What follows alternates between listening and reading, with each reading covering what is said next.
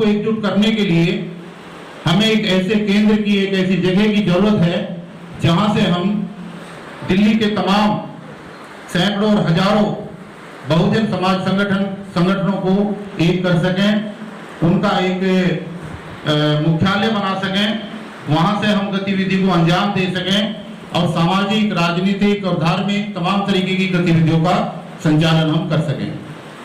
अंततः उनके भी दिमाग में ये बात हुई और आज आप देख भी रहे हैं देश के अलग अलग हिस्सों में कि इस आंदोलन की श्रृंखला में पहले SC/ST के लोग ही हुआ करते थे और SC/ST के लोगों की श्रृंखला में भी विशेष रूप से SC/ST तुम लिखा करते थे, ST के लोग बहुत कम हुआ करते थे।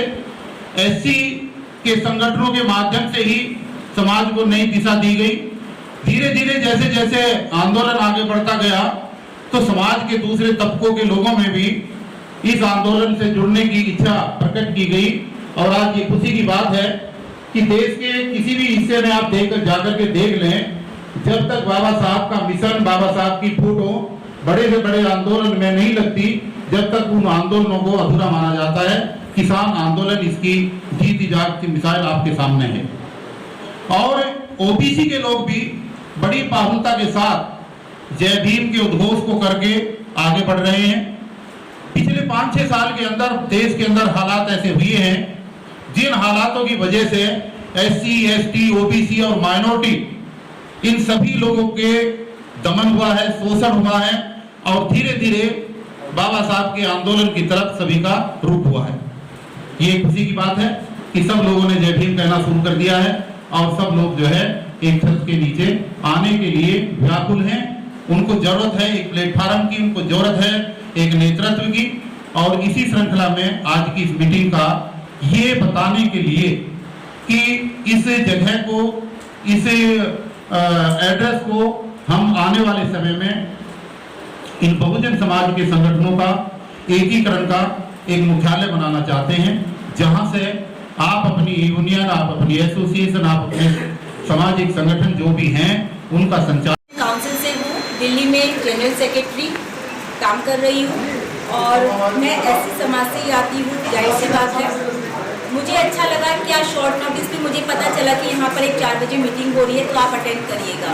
तो मैं आई थी, लेकिन थोड़ा सा माफ़ी इसलिए चाह रही थी कि मेरी एक 6 बजे की मीटिंग है जो पहले फिक्स हो रखी थी, उसको कैंसिल नहीं कर सकते, तो आज मुझे निकलना पड़ेगा। लेकिन समाज के लिए हमें एक दिशा में बढ़ने की बहुत ज़रूरत है। जैसे कि हम भटक जाते हैं कि हमारे को कोई गाइड करने वाला नहीं होता, अगर हम इस प्लेटफॉर्म पर आए कि हम सब लोग इकट्ठे होकर और समाज को आगे बढ़ाने के लिए अगर काम करें, नीतियाँ बनाएं और जैसे प्लेटफॉर्म मिला है तो हमको ये नहीं है कि वो आगे लीड कर रहा है या वो लीड कर रहा है, लीड कोई भी करे लेकिन समाज के प्रोग्रेसिव के लिए करे, जिसमें हमारे बच्चे जो आने वाली जनरेशन है वो भी इसका बेनिफिट ले सके। ठीक है, हमारे को हर चीज़ को पीछे छोड़ के आगे आने वाली जनरेशन के लिए सोचते हुए अपने समाज को बढ़ाने के लिए हमें उस पथ पर चलना पड़ेगा। बस मैं यही कहती हूँ, जहाँ समाज के लिए मेरी ज़रूरत है मुझे आप याद कीजिएगा, हर मीटिंग के लिए मुझे मैसेज दीजिएगा, मैं ज़रूर पहुँचूँगी, जितना मुझसे होगा मैं हर कदम आपके साथ। बस धन्यवाद, थैंक यू। समाज के उपस्थित सभी सम्मानित साथी, आप सभी को मेरा जय भीम, नमो बुद्ध। साथियों, कुछ सवाल हैं मेरे दिमाग में जो मैं आदरणीय जैन साहब के सामने ही और आप सबके सामने बिल्कुल रखना और पूछना चाहूंगा, क्योंकि आप लोग भी जानते होंगे पर मुझे जितनी थोड़ी सी जानकारी है, आदरणीय भिक्खूराम जैन साहब बहुत ही मजे हुए राजनीति कर रहे हैं और अगर मैं गलत नहीं हूं तो कांग्रेस से जुड़े रहे हैं और उनका परिवार बहुत समृद्ध, बहुत सजग, सक्रिय और राजनीति से पूरी तरह से जुड़ा हुआ है। हम जिस समाज का हिस्सा हैं, बहुजन समाज का, जनरल समाज का व्यक्ति हमें इस्तेमाल करता है, वैसे ही हमें कोई साथ नहीं लाता, गले नहीं लगाता। मैं क्षमा चाहता हूं जैन साहब, आप उसी जनरल समाज से हैं। मेरे कहने का जो ढंग है, वो तरीका है, मैं बहुत सीधी सीधी इसलिए बात करता हूं, बात साफ हो, सच हो, कड़वी हो और उसके बाद अगर स्वीकार हो तो आगे बढ़ जाए, नहीं तो कम से कम हम उसमें साथ नहीं होंगे। बहुत अच्छी बात है कि आप ये जगह दे रहे हैं। कपिल साहब की बात हुई है। अगर संगठनों को जोड़ना केवल इस वजह से रुक रहा है कि जगह नहीं है हमारे पास, ये एक अलग स्थिति है। पर अगर हमें ये जगह ही चाहिए और उसके लिए हम ये कह रहे हैं कि संगठनों को भी जोड़ा जाए, तो स्थिति अलग हो जाती है। आप ये जगह दे रहे हैं, आपका ये अच्छा काम, हम इसकी सराहना करते हैं। लेकिन क्या इसकी आड़ में सारे दलित बहुजन संगठनों को जोड़ के इनका कहीं इस्तेमाल तो नहीं किया जाएगा? एक बात इसके पीछे हुए बहुत सीधी सी बात है, राजनीतिक एजेंडा होता है। 99.9% ऐसे किसी भी व्यक्ति का जो ऐसा कोई काम करता है, आपका भी एजेंडा हो, हमें कोई दिक्कत नहीं है, किसी भी तरह की कोई दिक्कत नहीं है। लेकिन जो चीज हो शीशे की तरह साफ होनी चाहिए। हमें यह मालूम होना चाहिए हम कहां जुड़े हैं, किसके साथ जुड़े हैं, किस लिए जुड़े हैं, क्या कर रहे हैं। अगर ये चीजें सब पर्दे के पीछे होंगी और जैसे जैसे आदमी काम करेगा ताकत बढ़ेगी और फिर उसका इस्तेमाल किया जाएगा। क्योंकि ऐसे हम बहुत लोगों को जानते हैं, जैसे ग्राम राज जो उदित राज हो गया है, ऐसे इस्तेमाल किया। इसमें बहुत सारे लोग हैं जो सारे के सारे साथी उसके साथ काम करते थे। उसने पार्टी बनाई, कोई दिक्कत नहीं, पार्टी बना के वो एमपी बन गया, कोई दिक्कत नहीं। यार एमपी बनना तो सीधे कह दो। इसी जो आम आदमी की सरकार है, हमारे एक साथी एडवोकेट राजेंद्र गौतम होते थे, हमारे साथ समता सैनिक दल में 91 से काम किया। हम सारी जमीनी सच्चाई जानते हैं। कहते रहे अंत तक नहीं, राजनीति में नहीं जाऊंगा, राजनीति में नहीं जाऊंगा। कब चले गए, कब मंत्री बन गए, पता भी नहीं लगी। यही जो है 26 अलीपुर रोड बाबा साहब का जो स्थान है, इसी में बड़ी जबरदस्त वकीलों की मीटिंग हुई। 2-3 मीटिंग के बाद ही आ गए, टिकट लिया, मंत्री बन गया। मेरा बहुत सिंपल सा कहना है, जो भी एजेंडा हो बिल्कुल सबके सामने शीशे की तरह साफ होना चाहिए। हमें अच्छा लगेगा साथ देंगे, नहीं लगेगा साथ नहीं देंगे। अगर बीच में कोई भी इस तरह की बात हुई, वो बर्दाश्त नहीं होगी। केजरीवाल और बीजेपी दोनों एक ही हैं हमारे लिए, एक ही सिक्के के दो पहलू हैं, एक ही आरएसएस के दोनों एजेंट हैं। जड़ जानते हैं हम उनकी, हमें कुछ भी बताने समझाने की जरूरत नहीं है। हमारे लिए दोनों वैसे ही हैं जैसे कोई एक को हम मानते हैं। जितना खतरनाक मोदी या बीजेपी है, उतनी ही खतरनाक ये जो आम आदमी पार्टी है। और किस तरह से इनकी आपस में मिली भगत है, कैसे आरएसएस आगे बढ़ाती है, सब कहानी मालूम है, हमें कुछ छुपा नहीं।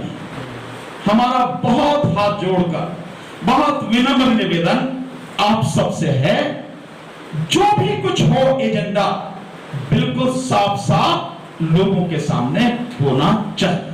बस इतनी ही बात मुझे स्थिति थी और उनको ये लग रहा था कि क्या हम दिल्ली के एससी, एसटी और ओबीसी के समाज को इकट्ठा करने में सक्षम हो सकते हैं। तो हमने उनको ये आश्वासन दिया था कि अगर आप माइनॉरिटी के होने के नाते अगर 2 कदम बाबा साहब के मिशन की तरफ बढ़ेंगे और संविधान के मिशन की तरफ बढ़ेंगे, तो निश्चित रूप से हमारे पास ऐसी टीम है, हमारे समाज में ऐसे बुद्धिजीवी लोग हैं, जो चीज़ें आप चाहते हैं उनको हम जो है साकार कर सकते हैं और आपकी सोच को बल दे सकते हैं।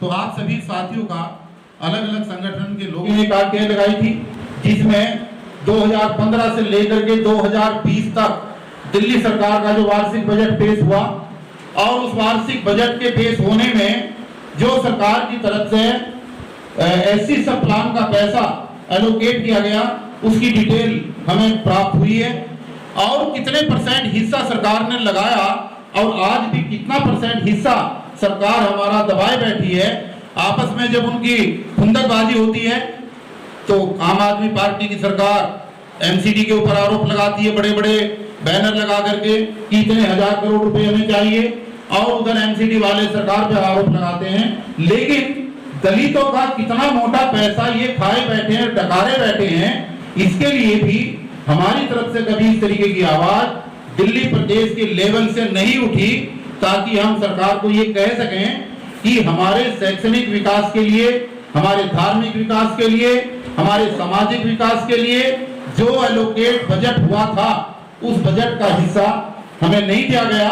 आज हमारी हिस्सेदारी का क्या हुआ, इसके ऊपर आज तक कोई आवाज नहीं उठी। तो किन किन बिंदुओं के ऊपर अंदर हुआ करती थी, केंद्र में हुआ करती थी, उस समय हमने 97 में संगठनों का गठन करके उसको झुकाने का काम किया, और ये सारी टीम वही है। अब इसमें नए नए बहुत सारे साथी बने हैं, और मुझे खुशी है इस बात की कि वाल्मीकि समाज के साथियों ने धीरे धीरे आगे बढ़ करके इस आंदोलन का हिस्सा बने हैं।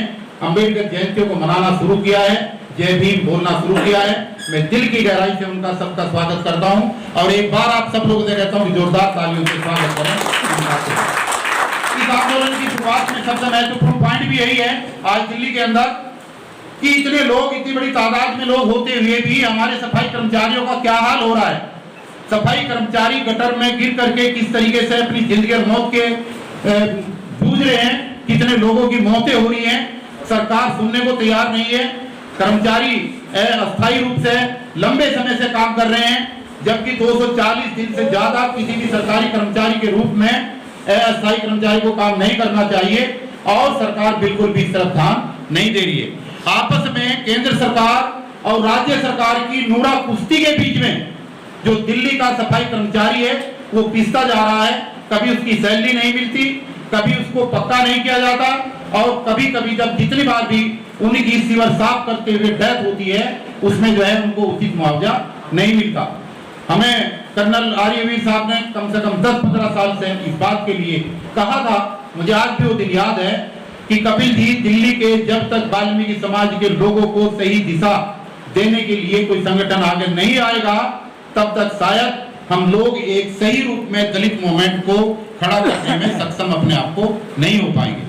तो सफाई कर्मचारियों के बीच में एमसीडी की यूनियनों ने जो 43 बड़े संगठन हैं, उनको सबको एकीकरण करने की दिशा में हम लोगों ने प्रयास किया है। हमारी कई सारी मीटिंग इस बारे में हो चुकी हैं। नेहरू पार्क में जो मंदिर है, वाल्मीकि मंदिर आश्रम है, वहां पर लगातार कई मीटिंगों का सिलसिला हुआ है, जिसमें जो है संजय जी, अच्छा, कौशल फाउंडेशन से हमारे बीच में हमारे एक साथी संजय जी आए हैं। ये कई हजार साथी इनके साथ जुड़े हुए हैं, विकलांगों की इनकी एक बहुत बड़ा संगठन है। इधर ले आओ इनका, ये जो है, हाँ, हम स्वागत करते हैं। रात बात हुई थी मेरी इनसे कि मैं जरूर आऊंगा। हम तहे दिल से स्वागत करते हैं संजय भाई आपका, वेरी गुड। तो जैन साहब, ये एक छोटा सा प्रयास, जैसे आपके हमारे बीच में बात हुई थी, क्योंकि बात यही हुई थी कि 30 के लगभग लोगों को बुलाना है, और गलती से 30 की बजाय 60 के लगभग हो गए। कोई बात नहीं, लोगों का प्यार आपके प्रति, आपकी सोच के प्रति, आपके सहयोग के प्रति और हमारी काम करने की दिशा के प्रति रहा है। इसलिए जितने भी साथी आए हैं, और हम कोशिश करेंगे कि आने वाले 3 महीने के अंदर दिल्ली के सैकड़ों संगठनों को एकजुट करके हम उस दिशा में बढ़ेंगे जिस पे हमारी बात हुई थी। हम यहाँ पर दिल्ली में कई हजार, 10,000, 20,000 लोगों का एक सिलसिला शुरू करेंगे, और नवंबर 2021 हमारा टारगेट है, जिसमें हम 1 लाख लोगों की रैली रामलीला मैदान में करके दिखाएंगे। वहीं से दिल्ली की कायापलट होगी, वहीं से राजनीतिक दिशा तय होगी। आज हम कुछ भी नहीं बताने की स्थिति में है। अभी हमारा मिशन सिर्फ और सिर्फ यह है कि हम अपने सामाजिक संगठनों को पहले एकजुट करें, और उपजातियों में जो बटे हुए हैं, चमार, धोबी, खटी, वाल्मीकि, ये इस तरीके से उपवर्गीय शक्ति हमारी बिखरी हुई है, उसको हम कैसे एकजुट करें, उसका हम पूरा प्रयास इस 2-3 महीनों में मिलकर के करेंगे। और उसको प्रयास को करते हुए ओबीसी के साथियों को हमने आज विशेष रूप से नहीं बुलाया, माइनॉरिटी के कुछ साथी हमारे आए हैं, जो है ओबीसी के साथियों को भी अभी 3-4 दिन पहले एक मीटिंग हुई थी, उसमें काफी यादव समाज के लोग थे, आज भी आने को तैयार नहीं थे। लेकिन पहले हमने कहा कि पहले हम अपने घर को मजबूत करके एक काम शुरू तो करें, एक मुख्यालय के रूप में एक शुरुआत तो करें। उसके बाद में यहाँ डेली मेला लगेगा, डेली संगठनों के लोग आएंगे, डेली यहाँ से जो है काम बढ़ेगा। यहाँ पर इसी जगह पे सोशल मीडिया की टीम का काम भी यहीं से शुरू होगा कल, और यहीं से एक IT सेल भी बनेगा, कंप्यूटर ऑपरेटर यहाँ पर रहेंगे और IR सिंह जी आपकी सेवा लेते हुए और प्राचा जी की सेवा लेते हुए एक लीगल टीम भी यहाँ पर हर जगह मौजूद रहेगी। जो एक सपना था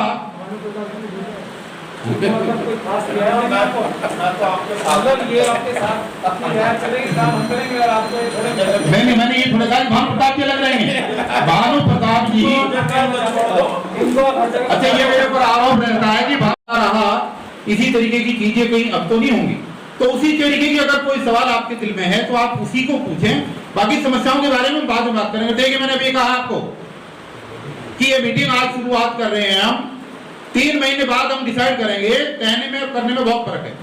ये तो पूरा देश जानता है जिस दिन SC ST OBC के लोग इकट्ठा हो जाएंगे प्रधानमंत्री बन जाएगा, लेकिन 70 साल में बना है क्या? नहीं बनाना। सच्चाई ये भी तो है, इसलिए कहने से कुछ नहीं होगा।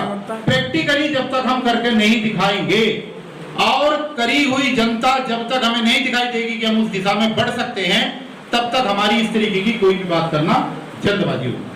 अभी उन चीजों का कोई महत्व नहीं। आप जो पूछना चाहते हैं आप लीजिए माइक और पूछिए।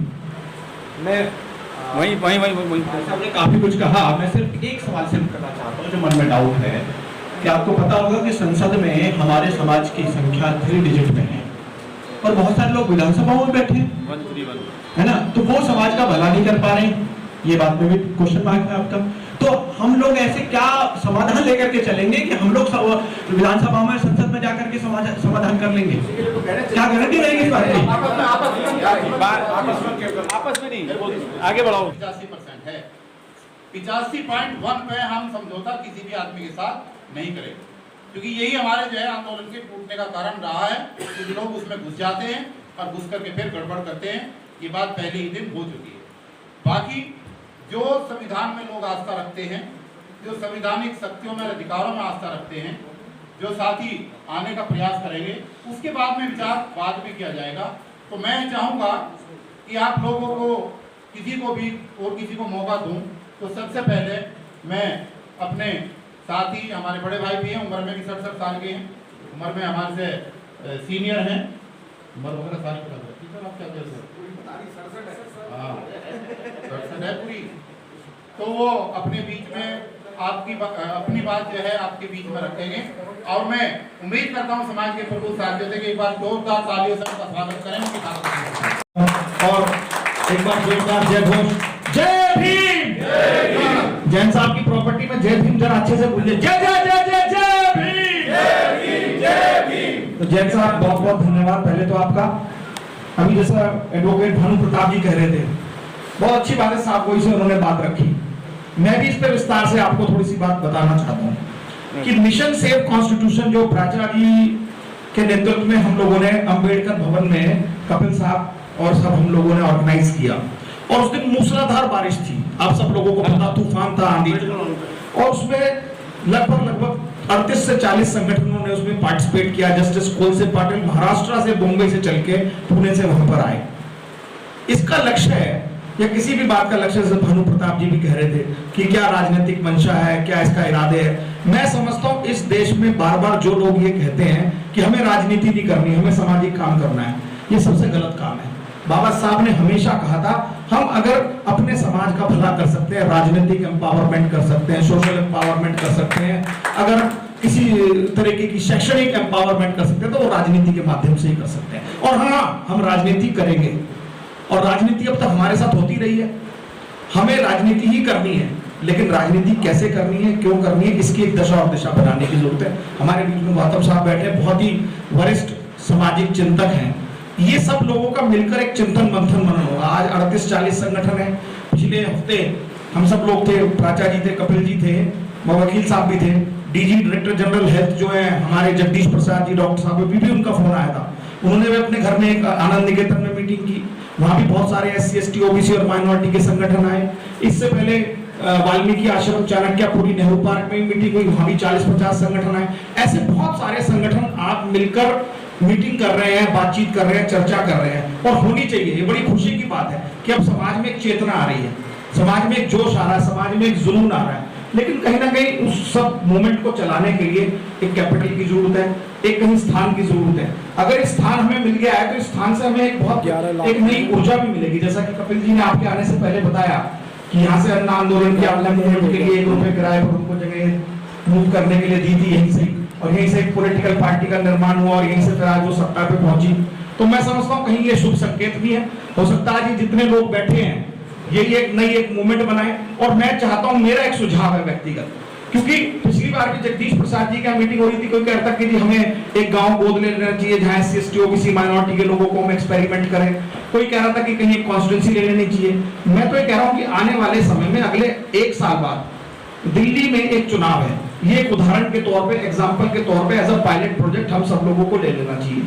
280 सीटें लगभग दिल्ली में है। 280 सीटों में आप जिस भी मर्जी सीट पे उठा के देख लीजिए, एससी एसटी ओबीसी और माइनॉरिटी का वोटर सब जगह मौजूद है और सब जगह डिसाइडिंग है। सबसे ज्यादा वोट कौन डालता है? यही लोग डालते हैं। आज आप लगा लीजिए कि 27% लोग तो दलित ही है दिल्ली में, जो आरक्षण के हिसाब से भी लगाए जाए। माइनॉरिटी के कितने होंगे प्राचा जी दिल्ली में? 13% है। 13 मान लेते हैं हम, 13 ही मान लेते हैं सब। सेंसस से 17, चलो मैं 17 मानता हूँ।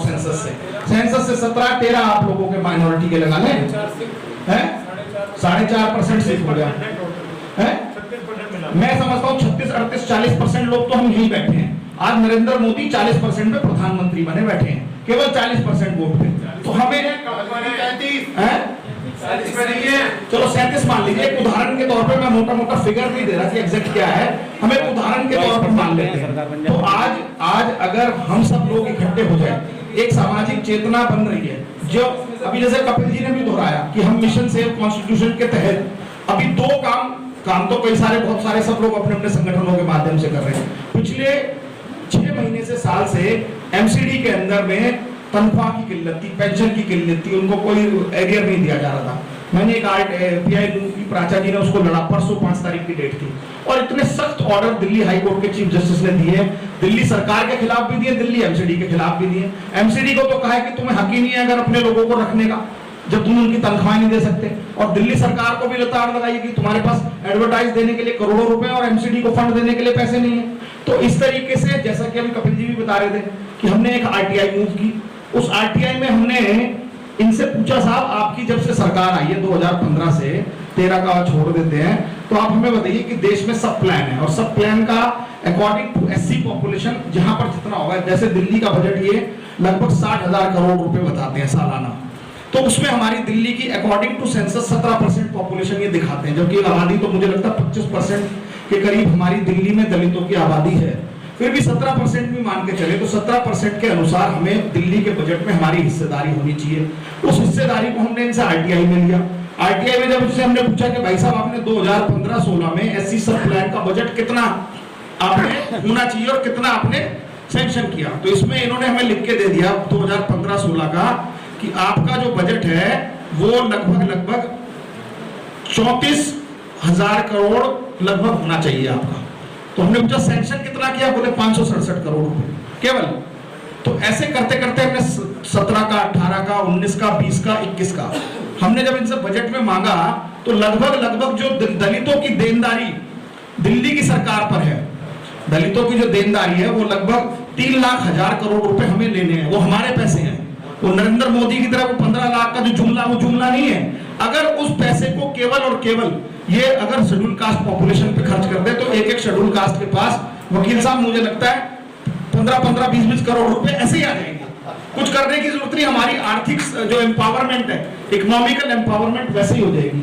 ये कहीं ना कहीं इस मिशन को बनाने का अगर कोई मुद्दा होना चाहिए कपिल जी, तो ये होना चाहिए कि जितनी पॉलिटिकल पार्टी है, भाजपा हो, कांग्रेस हो, आम आदमी हो, दूसरी और पार्टी हो, इनमें जो लोग बैठे टॉप 5-7 लोग, वो सब वही मनुवादी लोग हैं, जिनको कहीं ना कहीं, जिनके मन में कोई दर्द और मर्म नहीं है कमजोर तबके के लिए।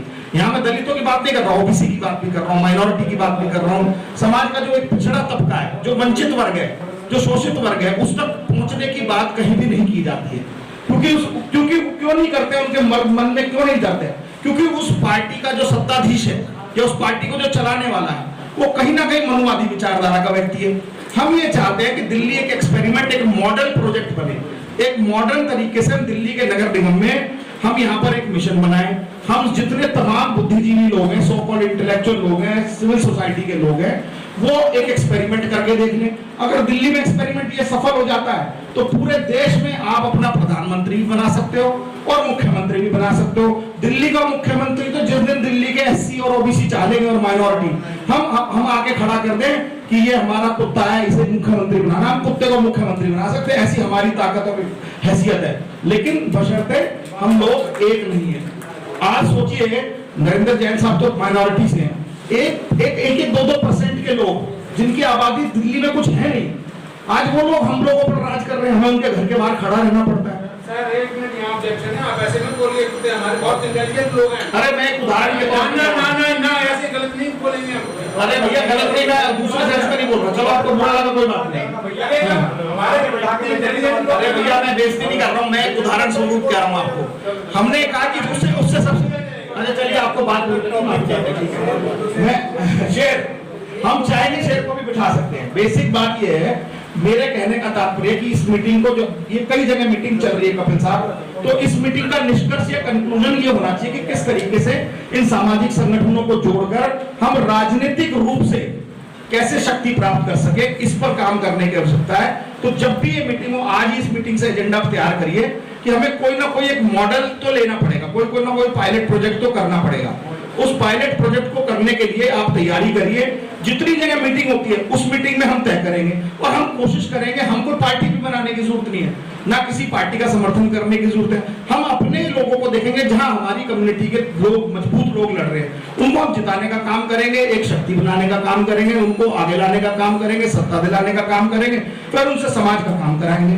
ऐसा मेरा सुझाव है। अगर ये आप लोगों को पसंद हो तो मैं समझता हूँ इस पे आगे बढ़े या कोई एजेंडा रखें। बहुत इन्हीं शब्दों के साथ बहुत बहुत धन्यवाद आपका नरेंद्र जी कि आपने ये जगह दी है। अगर ये जगह आप लोग दे रहे हैं तो मैं समझता हूँ यहाँ से भी एक क्रियाकलाप शुरू होगा। वगैरह है, मैं इनकम टैक्स में काम करता रहा, 35 साल नौकरी की है, एडिसन चलाई है, काशीनाथ जी के साथ रहा हूँ, अशोक जी का चेला हूँ और किसी कबीर साहब का मुरीद इसलिए हूँ कि इतनी कठिनाई आई है लाइफ में, इधर समझ नहीं हुए हैं। सर आपको इधर देखना है, सबके बच्चे कामयाब हैं, इधर इधर सबके पास घर है, ना झोपड़ी है ना खाने को है। और मैं ज्यादा बड़ी बात नहीं कहना चाहता, इस अवसर पर एक बात कहना चाहता हूँ, मैं इनकम टैक्स में रहा, मेरी पेंशन भी, इनकी पेंशन भी नहीं है। अगर मेरी पेंशन की जरूरत पड़े तो मैं इनको दूंगा। धन्यवाद, बहुत बहुत धन्यवाद आपका। जी कर्नल साहब भी कुछ बोलना चाह रहे? जी सर।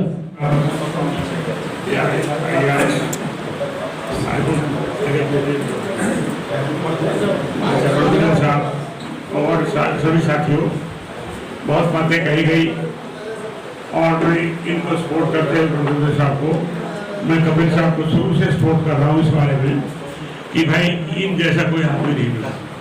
मैं इनकी संस्था में रहा, मैं पहले थोड़ा सा इंट्रोडक्शन में, मैं 28 साल मिलिट्री में रहा, कर्नल रिटायर हुआ मैं, फिर मैं दिल्ली में 7 साल मेट्रोपॉलिटन मजिस्ट्रेट रहा।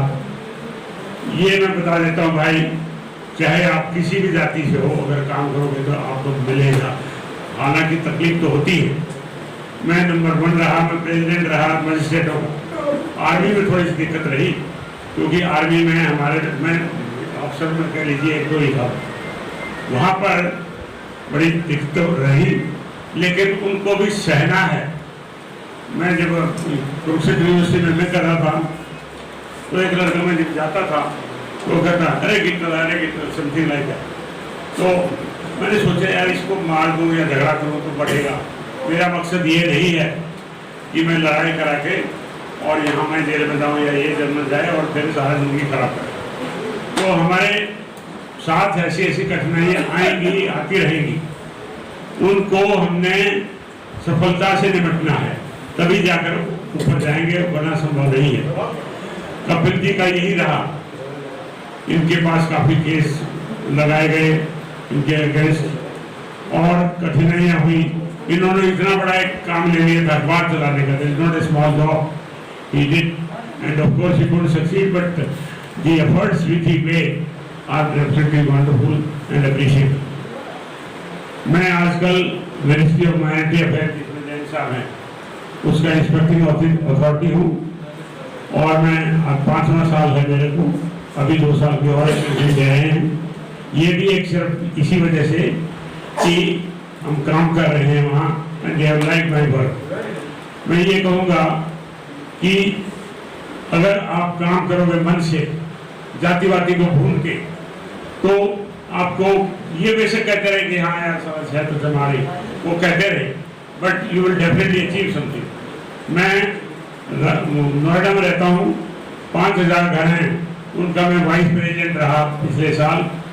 मतलब आप किसी से जाकर पूछ लीजिए कर्नल आनी में कैसे रहे, मतलब जनरल वगैरह ने इतनी अप्रिसिएशन दी है, क्योंकि दिन रात और बड़ा अहमियत से मैंने काम किया लोगों की सेवा करने का।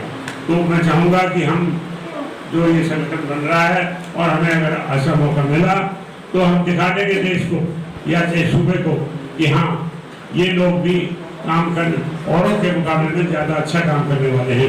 मैं चाहता हूँ कि हमारे संगठन को हर तरह की सफलता मिले और जैन साहब जैसे आदमी हमें मिलते रहें। मैं तो इनको ये कहूँगा कि ये हमारे गांधी जी मिल गए, हमें निष्पक्ष भाव से काम कर रहे हैं।